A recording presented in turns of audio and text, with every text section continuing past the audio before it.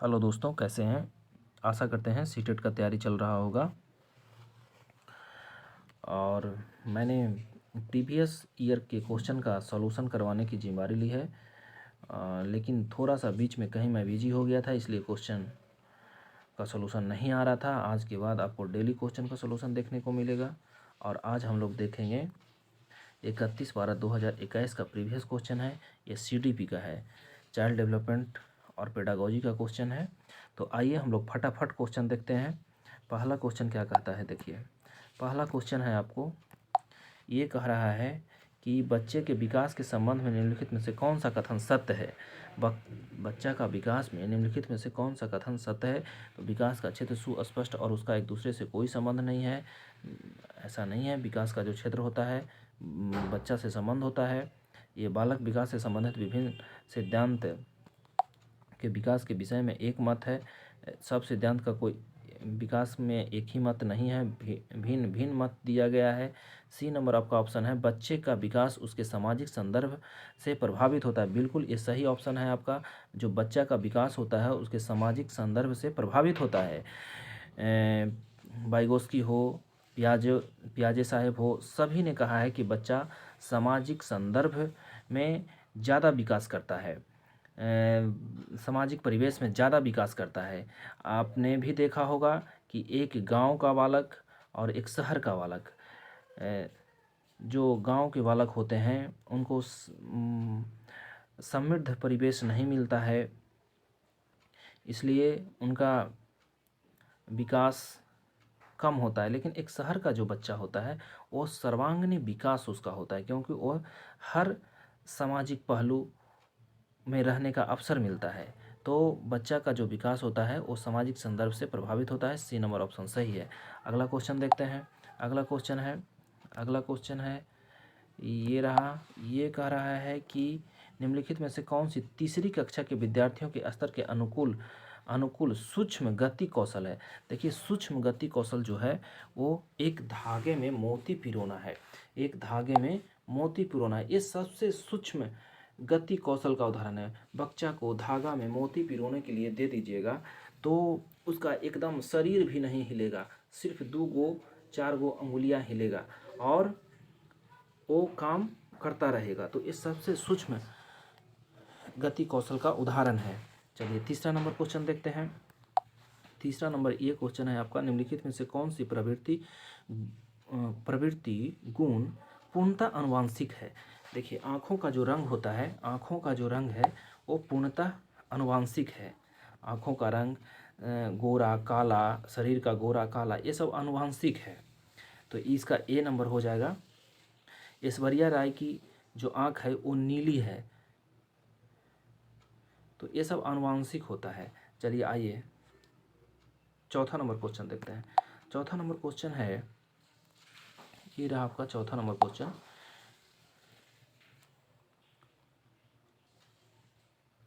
विद्यालय बच्चों के नए व्यवहार और नियम सिखाते हैं और उनसे इसी अनुरूप क्रिया की अपेक्षा करते हैं। विद्यालय समाजीकरण संस्था के किस रूप में कार्य कर रहा है। देखिए, विद्यालय जो होता है वो द्वितीय रूप में काम करता है। ये समाजीकरण का द्वितीयक रूप है। और प्रथम कौन है? प्रथम आपका घर परिवार जो होता है वो प्रथम है। समाजीकरण का प्रथम जो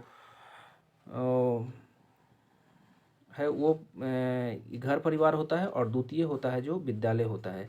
चलिए आप समझ गए होंगे। आइए अगला क्वेश्चन देखते हैं। अगला क्वेश्चन है 5 नंबर। अगला क्वेश्चन 5 नंबर कह रहा है कि लॉरेंस कोहलबर्ग के अनुसार नैतिक विकास के कौन से स्तर पर बच्चा अच्छा लड़का अच्छा लड़की अभिविन्यास प्रदर्शित करता है। तो ये जो है पारंपरिक स्तर पर जो बच्चा होता है वो अच्छा लड़का अच्छा लड़की अभिविन्यास प्रदर्शित करता है। मतलब अच्छा लड़का या अच्छा लड़की बनने की कोशिश करता है। ये जो अवस्था होता है 1 से आपको 3 अवस्था बताया था कोहल वर्ग ने, जिसमें परंपरागत अवस्था जो होता है ये होता है 10 से 13 वर्ष का होता है। इस उम्र में बच्चा जो होता है अच्छा लड़का बनना चाहता है, एक अच्छी लड़की बनने की कोशिश करता है। अगला क्वेश्चन है, ये रहा अगला क्वेश्चन, 6 नंबर रहा। 6 नंबर क्वेश्चन है कि सीता का साइकिल चलाने के पूर्व अनुभव के आधार पर स्कूटर चलाने के तरीके में बदलाव करना क्या कहलाता है? तो ये समायोजन कहलाता है। क्या कहलाता है? समायोजन। जीन पियाजे ने संज्ञानात्मक विकास के सिद्धांत में बताया था, अनुकूलन के बारे में, समायोजन के बारे में, स्कीमा के बारे में, आत्मसात्करण के बारे में। ये सब वर्ड आप देखें तो आप जरूर समझ जाएं कि ये जीन पियाजे द्वारा दिया गया है। और इसमें कह रहा है कि पूर्व ज्ञान इसको साइकिल चलाने का था और उसी ज्ञान का उपयोग कर रहा है मोटरसाइकिल चलाने में, स्कूटर चलाने में। तो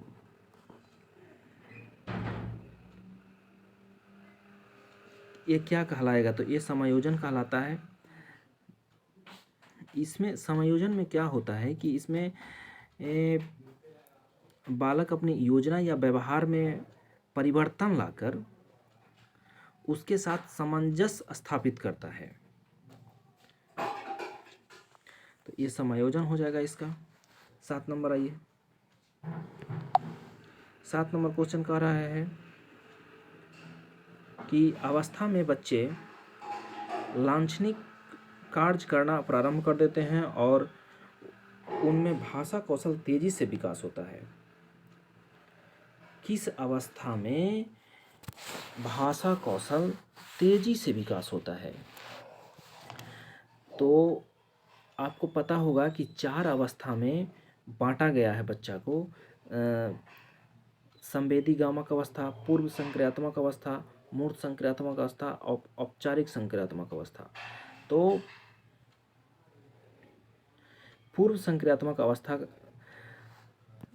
जो आप देख रहे हैं इसका होता है 2 से 7 वर्ष। कितना?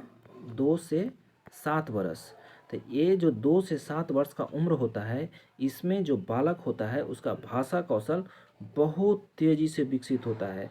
बच्चा 2 वर्ष तक तो कुछ बोलता ही नहीं है। 1.5 साल के बाद पापा मम्मी कहना शुरू करता है और उसके बाद 2 से 7 वर्ष तक बच्चा में भाषा कौशल का तेज़ी से विकास होता है। जैसे ही 5 से 6 वर्ष की आयु में उसको स्कूल में एडमिशन करवाया जाता है, वहाँ भी अपने घर में सीखे गई भाषा का अपने उपयोग अपने सहपाठियों के साथ करता है। तो ये पूर्व संक्रियात्मक अवस्था में भाषा तेज़ी से विकसित होता है। आगे क्वेश्चन है 8 नंबर। ये है आपका 8 नंबर क्वेश्चन। अध्यापिका और 2-4 विद्यार्थियों एक सहयोगी गुट बनाते हैं, एक एक करके लेखांश पर संवाद को आगे बढ़ाते हैं। ये किस शिक्षण का उदाहरण है? तो ये जो है अन्योन्य शिक्षण का उदाहरण है। अन्योन्य शिक्षक को रेसिप्रोकल टीचिंग कहते हैं। RECIPROCAL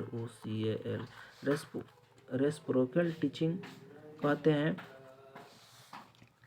इसमें क्या होता है कि अध्यापक 2 से 4 विद्यार्थी को गुट में बांट करके उससे संवाद करते हैं। अगला क्वेश्चन है 9 नंबर। 9 नंबर है, ये आपको 9 नंबर ये रहा। कह रहा है कि प्राथमिक विद्यालय के बच्चों को पढ़ाने के लिए लेव वाइगोस्की ने निम्नलिखित में से कौन सा तकनीक सुझाया है? और प्राथमिक विद्यालय के बच्चों को पढ़ाने के लिए लेव वाइगोस्की ने कौन सा तकनीक सुझाया है? तो वाइगोत्स्की का सिद्धांत था सामाजिक संस्कृति का। बच्चा सामाजिक सांस्कृतिक में समाज में ज़्यादा विकास करता है। तो ये अनुदेशानात्मक पार का बच्चा को उसे सीखते समय कुछ डायरेक्शन अगर उसे दे दिया जाए, निर्देश दे दिया जाए, तो वो बहुत जल्दी सीखता है। तो ये हो जाएगा अनुदेशनात्मक पार। अगला क्वेश्चन है 10 नंबर क्वेश्चन है कि प्रगतिशील शिक्षा के संदर्भ में निम्नलिखित में से कौन सा कथन सही है? प्रगतिशील शिक्षा जॉन डीवी ने दिया था, आपको पता होगा। प्रगतिशील शिक्षा है जो जॉन डीवी ने दिया था, और इसका जो उद्देश्य है विद्यार्थियों के समस्या समाधान हेतु प्रोत्साहित करना। क्या है? विद्यार्थियों को समस्या समाधान हेतु प्रोत्साहित करना। अगला क्वेश्चन है 11 नंबर क्वेश्चन है हार्वर्ड गार्डन के अनुसार किसी अन्य व्यक्ति के मनोदशा, स्वभाव और प्रवृत्ति को समझकर प्रतिक्रिया देने की योग्यता को किस नाम से जाना जाता है?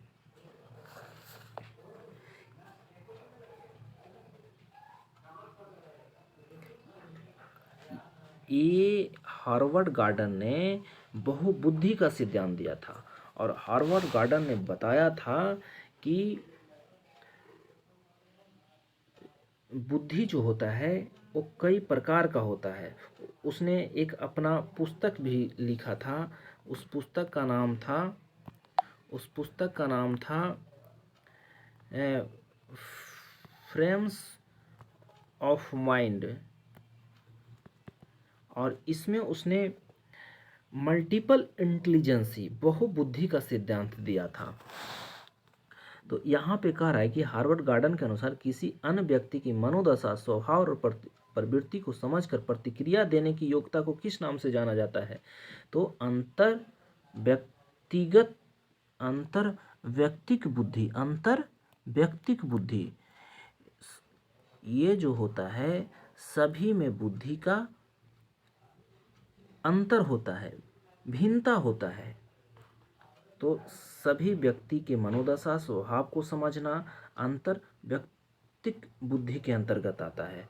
चलिए अगला क्वेश्चन देखते हैं 12 नंबर कहता है कि यह है आपका 12 नंबर क्वेश्चन। लड़की की तरह न रो, तुम लड़के हो, पिता के द्वारा पुत्र को कहा गया यह वाक्य क्या दर्शाता है? ये जो वाक्य है ये जेंडर रूढ़िवादिता को दर्शाता है। हमारे समाज में पुरुष को प्रधान माना जाता है। पुरुष ये काम कर सकता है, महिला ये काम नहीं कर सकता है। उसी तरह पिता जी एक अपने पुत्र को कह रहे हैं कि लड़की की तरह न रहो, तुम लड़के हो।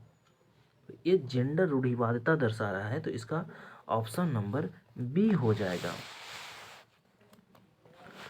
13 नंबर आइए। 13 नंबर क्वेश्चन है, ये है आपका 13 नंबर क्वेश्चन।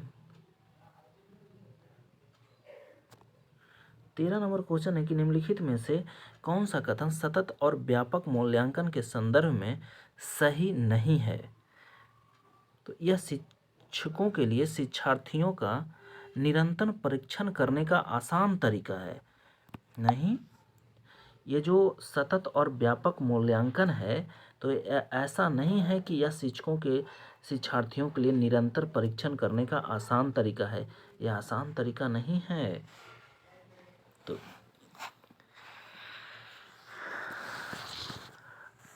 अध्यापन अधिगम प्रक्रिया की नवीनतम प्रक्रिया है। हाँ, ये नवीनतम प्रक्रिया है। यह विद्यार्थियों में अध्ययन के प्रति रुचि पैदा करता है। बिल्कुल, जब आपका परीक्षण होगा, मूल्यांकन होगा, तो आपको पता चलेगा कि हमने कितना सीखा है और सीखने की ज़रूरत है, तो ये रुचि पैदा करता है। और पारंपरिक पेपर कलम परीक्षण विद्यार्थियों की सभी विशेषताओं और क्षमताओं का आकलन नहीं कर पाते हैं। बिल्कुल, ये भी सही है कि ये जो परीक्षण होता है उसमें सभी विशेषताओं का आकलन नहीं हो पाता है।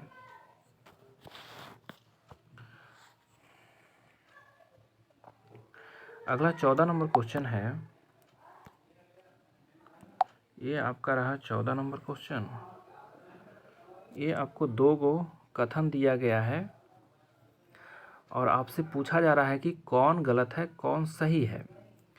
एक अध्यापक को कक्षा की सामाजिक, संस्कृति, धार्मिक और भाषाई विविधता को समझना चाहिए। बिल्कुल समझना चाहिए, क्योंकि बच्चे विभिन्न परिवेश से आते हैं, तो उनके सामाजिक, सांस्कृतिक, धार्मिक, भाषाई विविधता को समझना चाहिए। तर्क कहता है कि कक्षा में विद्यार्थी एक समरूप समूह गठित करते हैं। नहीं, विद्यार्थी एक समान कोई समूह का गठन नहीं करते हैं, क्योंकि बच्चा में जो होता है वो विभिन्नता होता है। तो बी नंबर गलत है, ए नंबर सही है, तो सी नंबर ऑप्शन हो जाएगा। 15 नंबर आइए क्वेश्चन। 15 नंबर कह रहा है, ये रहा क्वेश्चन आपका 15 नंबर। 15 नंबर क्वेश्चन करके विद्यार्थियों को एक इंद्रधनुष के रंगों का क्रम सिखाने के लिए प्रियंका बैनी पिनाला रंगों के क्रम को स्मरण करने हेतु इस्तेमाल की गई योजना क्या कहलाती है। देखिए, ये स्मरण कर रही है, स्मरणोपकारी हो जाएगा इसका।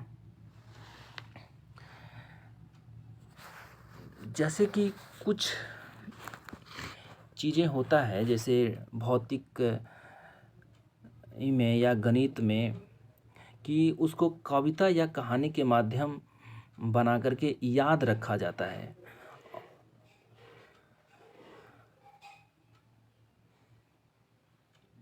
अगला क्वेश्चन देखते हैं, 16 नंबर। 16 नंबर यहाँ है क्वेश्चन। 16 नंबर कहा जा रहा है कि सही कौन है इसमें से। तो पहला है सृजनात्मकता, अभिसारी चिंतन। बिल्कुल ये नहीं होगा। सृजनात्मकता जो होता है वो अपसारी चिंतन होता है। क्या? अपसारी चिंतन होता है। और यहाँ अभिसारी चिंतन मतलब छोटा चिंतन, तो ये नहीं होगा। लेखन वैकल्प, विषय पढ़ने में कठिनाई।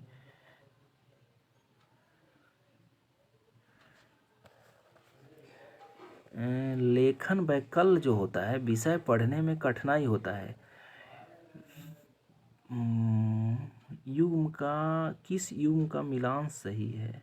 ओहो, ये भी तो गलत है। लेखन जो वैकल्प होता है उसको डिस्ग्राफिया कहते हैं, और पढ़ने में जो कठिनाई होता है उसको डिसलेक्सिया कहते हैं।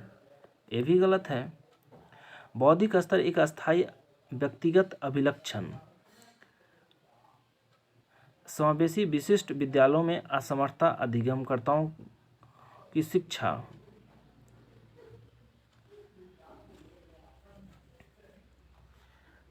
तो ये भी गलत है, ये भी गलत है।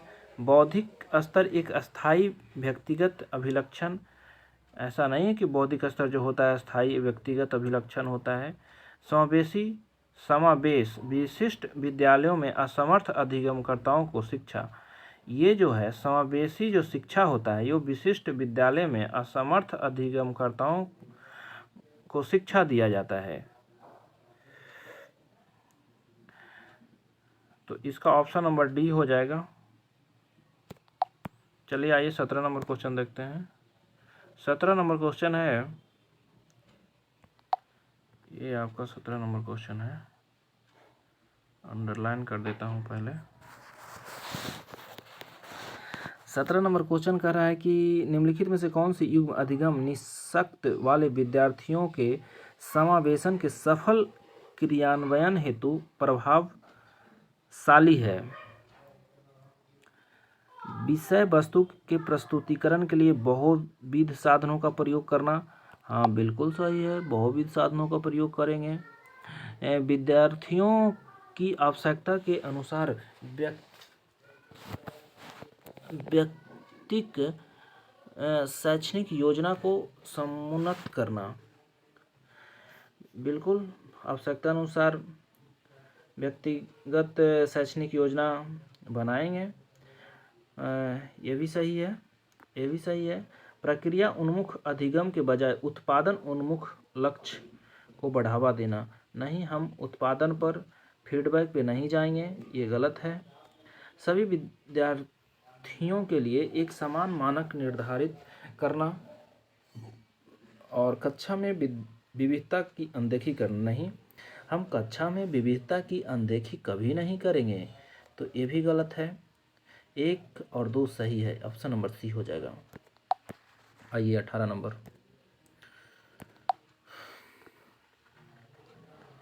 ये रहा आपका 18 नंबर क्वेश्चन।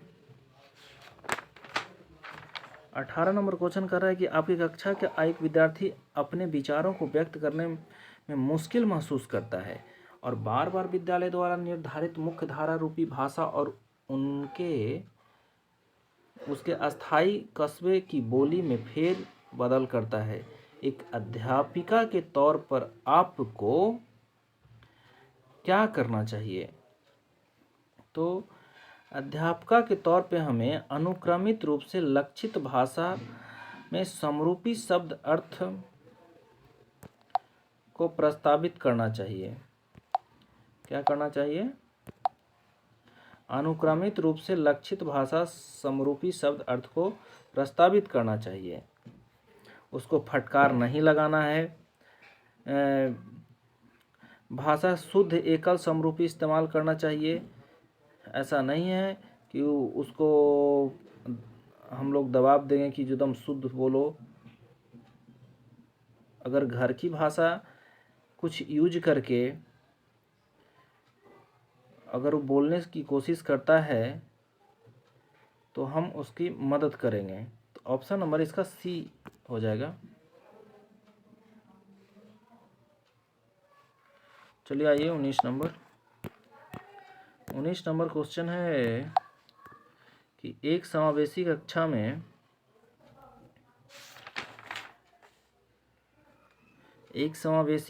में विशेष आवश्यकता वाले छात्रों की अपेक्षा की जाती है।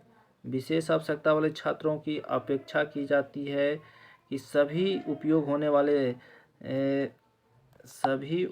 होने वाले साधारण पाठ्यक्रम को अपने अनुकूल बनाएं। नहीं, अपेक्षा नहीं उससे की जाती है। विशेष आवश्यकता वाले छात्रों को मुख्य धारा शिक्षा के बाहर उनके विशेष रूप से तैयार की गई सामग्री को पढ़ाया जाता है। विशेष आवश्यकता वाले बच्चों को मुख्य धारा में से बाहर नहीं पढ़ाया जाता है, उसको मुख्य धारा में ही पढ़ाया जाता है, तो ये भी गलत है। विशेष आवश्यकता वाले छात्रों की शिक्षा का परियोजना एक विशेष शिक्षक के साथ एक अलग कक्ष में किया जाता नहीं, ये भी गलत है। अलग नहीं किया जाता है समावेशी कक्षा में। डी नंबर ऑप्शन देख लीजिए। विशेष आवश्यकता वाले छात्र को मुख्य प्रवाह शिक्षा धारा में पढ़ाया जाता है और प्रत्येक छात्र की पूर्ण भागीदारी सभी अवरोध को हटाने की वचनबद्धता होती है। बिल्कुल सही है कि विशेष आवश्यकता वाले छात्रों को मुख्य धारा में ही पढ़ाया जाता है, मतलब सभी के साथ ही पढ़ाया जाता है और प्रत्येक छात्र की पूर्ण भागीदारी के लिए और उसमें प्रत्येक छात्र की भागीदारी होती है, चाहे वह बच्चा पढ़ने में तेज हो चाहे कमज़ोर हो। और जो समावेशी कक्षा होता है वो सभी अवरोधक को हटाने के लिए वचनबद्ध होता है। ऑप्शन नंबर डी होगा इसका।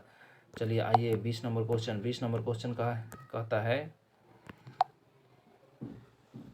कि एक समावेशी कक्षा में पढ़ने वाला छात्र सौरभ निम्नलिखित विशेषता को दर्शाता है। पुस्तक को पढ़ते समय न तो सुबह के बहुत नज़दीक या बहुत दूर पकड़ता है, बार बार आँख झपकाता है, एक आँख बंद करता है, चॉक बोर्ड पर लिखी विषय वस्तु को पढ़ता है और इसका एक ऑप्शन ऊपर होगा, एक ऑप्शन इधर है कि नहीं, ये है कि विशेषता जो है 21 परिस्थिति की ओर संकेत करता है, तो वो जो बच्चा है वो दृष्टि बाधित की ओर संकेत करता है। समझ गए होंगे, ये आसान क्वेश्चन था। 21 नंबर क्वेश्चन है, 21 नंबर क्वेश्चन है, ये रहा आपका 21 नंबर क्वेश्चन। 21 नंबर क्वेश्चन कह रहा है कि राष्ट्रीय शिक्षा नीति 2020 में निम्नलिखित में से कौन सा प्रावधान नहीं सुझाया गया है। तो राष्ट्रीय शिक्षा नीति में जो है बच्चों को अनुपालन को बढ़ावा देने के लिए अध्यापक को इनाम और दंड का इस्तेमाल नहीं दर्शाया गया है, नहीं सुझाया गया है। इसका ऑप्शन नंबर डी होगा, बाद बाकी सुझाया गया है। 22 नंबर क्वेश्चन है, 22 नंबर क्वेश्चन है कि विद्यालय के पाठ्यक्रम निर्धारण करने हेतु इस प्रकार का पाठ्यक्रम नियम लागू करना चाहिए जो खाली स्थान है की तरफ बढ़े। तो विद्यालय में मूर्त से अमूर्त की ओर होना चाहिए और स्थानीय से वैश्विक की ओर होना चाहिए। मतलब इसका हुआ कि पहले मूर्त वस्तुओं से उसे पढ़ाना चाहिए, फिर अमूर्त की ओर ले जाना चाहिए, पहले स्थानीय चीज़ों के बारे में बताना चाहिए, तब वैश्विक स्तर पर उसे विश्व स्तर पर बताना चाहिए। तो ये मूर्त से अमूर्त, स्थानीय से वैश्विक हो जाएगा। चलिए इसका C number option. 23 number question कहता है, 23 नंबर ये क्वेश्चन है आपका। 23 नंबर क्वेश्चन है कि एक अध्यापक पठन शुरू करने के लिए अपने विद्यार्थियों की कलम, चीता, पानी जैसे अर्थपूर्ण शब्दों की पहचान करने के लिए प्रोत्साहित करता है। इस शिक्षा शास्त्रीय प्रक्रिया में अधिगम का कौन सा सिद्धांत निहित है।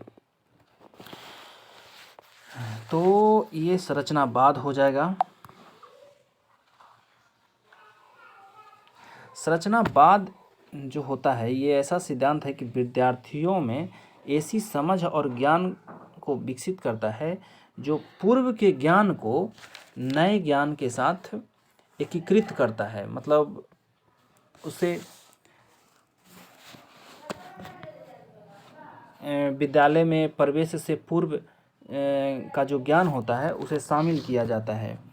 तो यहाँ पे अध्यापक पठन शुरू करने से पहले बच्चा को चीता, पानी, कलम के बारे में बता रहे हैं।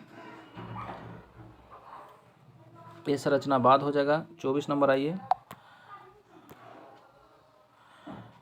24 नंबर क्वेश्चन है कि बच्चों के चिंतन में संप्रत्यात्मक बदलाव को किस प्रकार प्रोत्साहित किया जा सकता है। बच्चों के संप्रत्यात्मक बदलाव को किस प्रकार प्रोत्साहित किया जा सकता है। तो बहु विभिन्न उदाहरण देकर बच्चों को उनके तर्क खोजने के लिए कह करके। ये ऑप्शन नंबर 20 का सही है।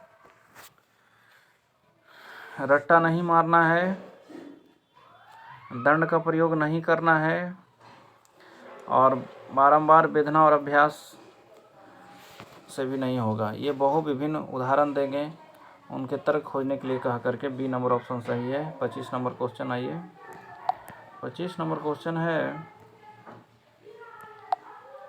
ये है आपका 25 नंबर क्वेश्चन।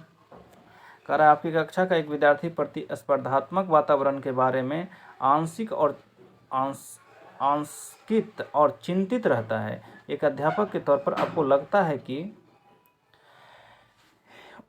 उच्च स्तर की शैक्षिक आशंका लोगों को अभिप्रेरित और जिम्मेदार रखती है और एक साधारणीय और समृद्ध जीवन के लिए मदद करती है।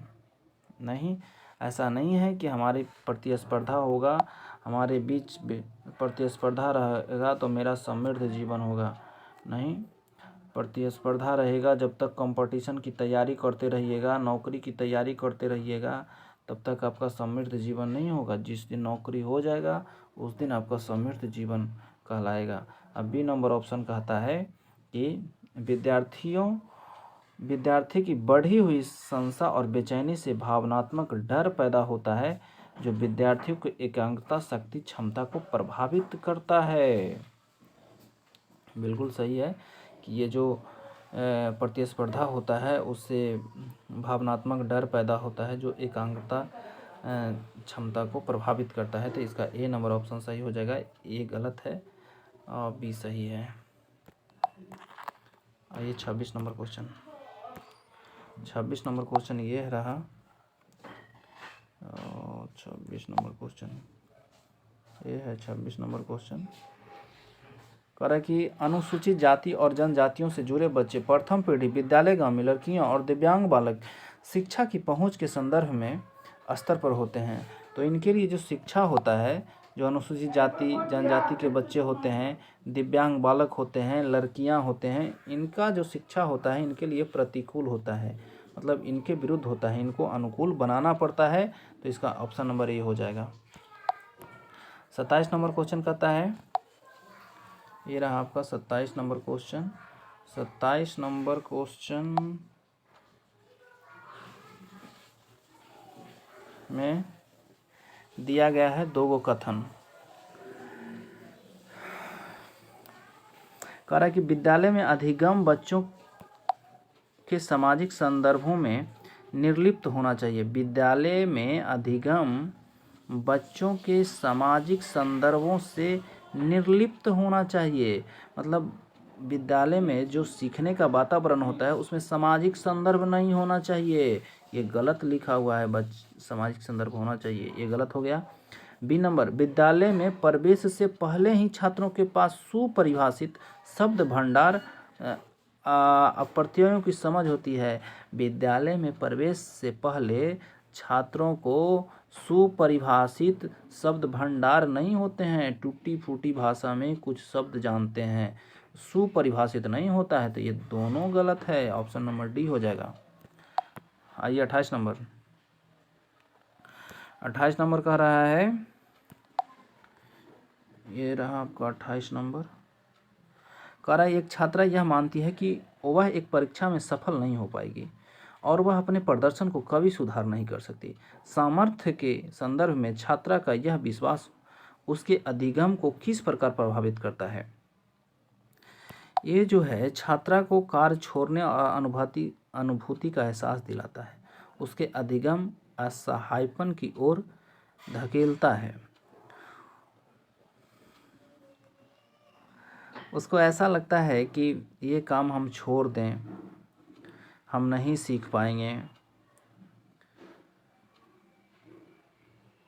तो इसका ऑप्शन सी हो जाएगा। ये 29 नंबर।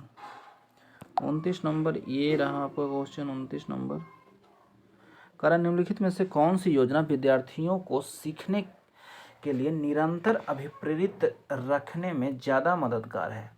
निम्नलिखित में से कौन सी योजना विद्यार्थियों को सीखने के लिए निरंतर अभिप्रेरित रखने में ज़्यादा मददगार है। तो विद्यार्थियों को योग्यता संवर्धित धारणा विकसित करना, ऑप्शन नंबर ए हो जाएगा। सीखने का निरंतर जो अभिप्रेरण होता है वो कब निरंतर जो सीखने का लिए निरंतर जो अभिप्रेरणा है वो बना रहे, इसके लिए ज़रूरी है कि योग्यता में, किसमें, योग्यता में वृद्धि किया जाए, अपनी योग्यता को बढ़ाइए। आपको ऑप्शन नंबर डी लग रहा होगा कि प्रदर्शन अभिमुख लक्ष्यों को बढ़ावा देना। आपने लक्ष्य बना लिया, आप किसी ने आपके सामने लक्ष्य को बता दिया, सिर्फ बताने से और आपको लक्ष्य बनाने से नहीं होगा, योग्यता को सिद्ध करना होगा, यानी अपनी योग्यता में वृद्धि करना होगा। ऑप्शन नंबर ए हो जाएगा। 30 नंबर और लास्ट क्वेश्चन है, बच्चों द्वारा की गई त्रुटियां क्या दर्शाती है। बच्चों द्वारा की गई त्रुटियां जो होती है वो दर्शाता है कि इसका जो सोच होता है वो वयस्कों से भिन्न होता है। आपने पढ़ा होगा उनका जो सोच होता है कई मायने में भिन्न होता है वयस्कों से। इसका ऑप्शन नंबर डी हो जाएगा। बच्चों का जो चिंतन प्रक्रिया जो वयस्कों से गुणात्मक रूप से अलग होता है, यही कारण है कि वो त्रुटियां करते हैं और फिर सीखते हैं। तो ये आपका क्वेश्चन ख़त्म हुआ सीडीपी का, और हम लोग अगले वीडियो में देखेंगे मैथ का क्वेश्चन।